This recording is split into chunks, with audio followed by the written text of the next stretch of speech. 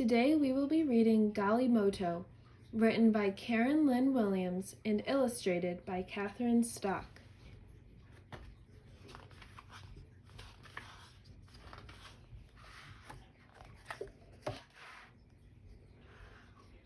Condi opened an old shoebox and looked inside. These were his things. They belonged to him. Inside the box there was a ball made of many old plastic bags tightly wrapped with string. There was a knife Condi had made from a piece of tin can and a dancing man he had made from dried corn stalks. In Condi's box there were also some scraps of wire. He had been saving the wires for something special. Now he took them and the knife from his box.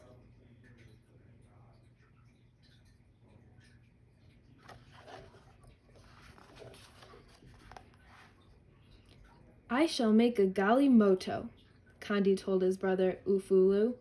Ufulu laughed. A boy with only 7 years cannot make such a toy. You don't have enough wire. I will get enough wire, Condi answered.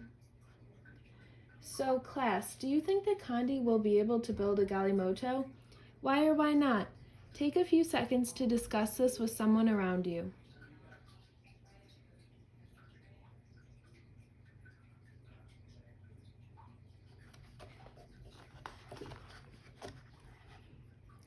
Condi took his knife and wire scraps and went to the home of his friend, Gift.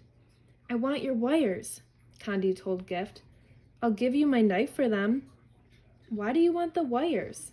Gift asked. I want to make a Galimoto, Condi answered.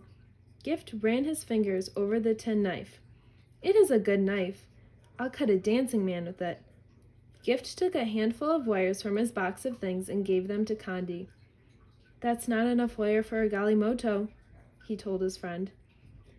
I will find enough wire, Condi said.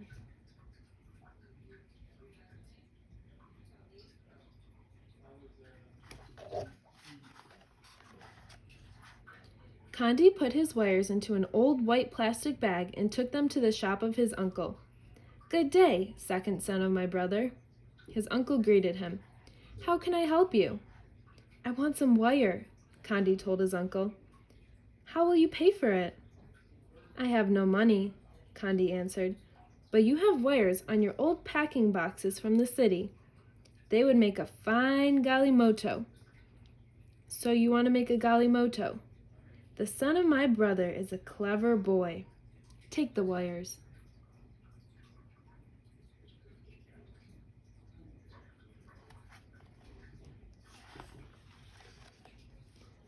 Chee-chee, chee-chee.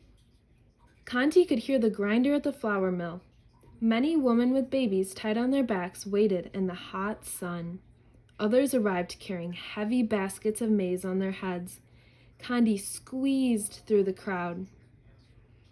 He was very near the front door when someone grabbed him. The woman began yelling angrily, Stop that one! He goes out of turn! Condi was being pushed and shoved.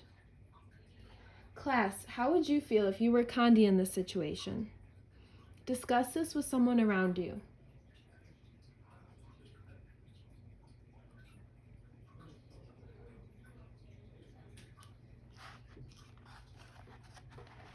Suddenly, the mill stopped its grinding. What is it? The miller shouted. The woman pointed at Condi. Ah, no, Condi said. I have no maize to grind. I only want wires for a Galimoto. He opened his bag for them to see. Playthings. For this you keep us waiting, the woman grumbled angrily. One cannot eat wires. An old toothless woman shook her hand at Condi. The miller shrugged. There are some wires out back. Take those and go. In the back of the mill there was an open door. Inside the door was a pile of old motor parts. There, Condi found some very thin wires wrapped in red and yellow and green plastic. I can scrape the coating off, Condi thought. These wires will hold my Galimoto together. Still, he did not have enough for a Galimoto.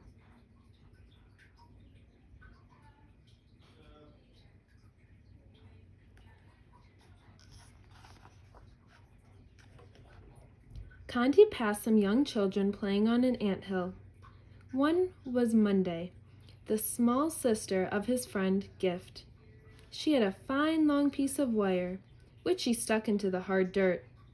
"Little friend," Condi called as he came nearer, "you cannot catch an ant that way. Go, fetch some water, for with that and a stick we will fool them." When Monday came back, Condi poured the water around one of the holes. "Now they will think the rains have begun," he explained. Then he stuck a stick down the hole. Gently, he pulled it out, and on the end was a large ant. "My stick is better than a wire for catching ants.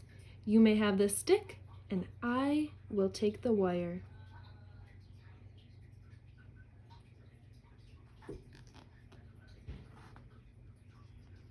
Condi knew there was a trash heap behind the bicycle repair shop, but the gate was locked. Condi climbed over the fence. In the courtyard, he found some broken, bent spokes from a bicycle. He climbed back over the fence with his bag.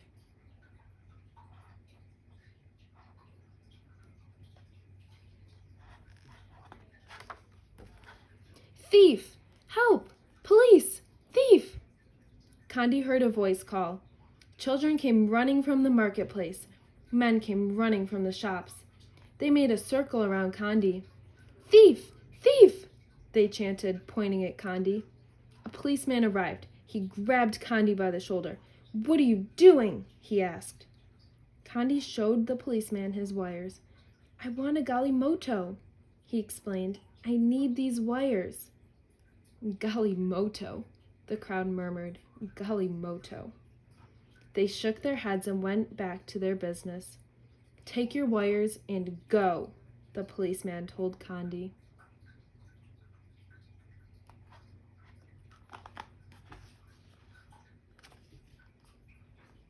Condi took his wires back to the shade of the red flame trees in his village.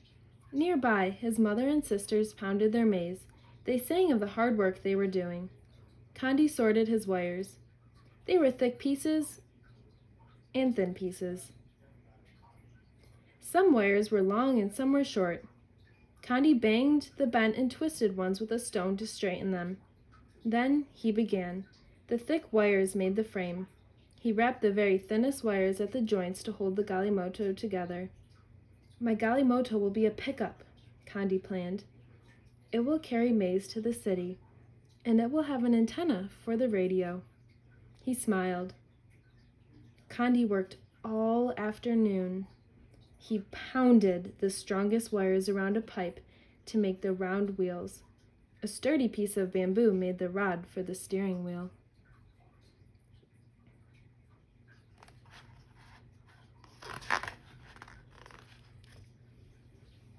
Finally, the warm, toasty smell of maize porridge cooking over the village fires told Condi it was time to go home. His brothers and sisters admired his work. "So you found enough wire?" Ufulu said. "Yes," Condi agreed. He parked his Galimoto next to his box of things and ate his supper. "Let the moon be bright for us to play and sing tonight." Condi could hear his friends singing in the distance. They were calling him to play. Now, class, if you were Condi, how would you feel after finally finishing making your Galimoto? Discuss this with someone around you.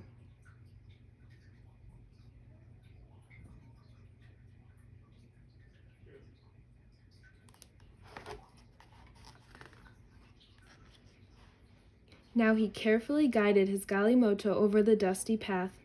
"Galimoto!" someone cheered, and one by one, Condi's friends formed a line behind him. "Eee! Galimoto! Galimoto!" they began to chant.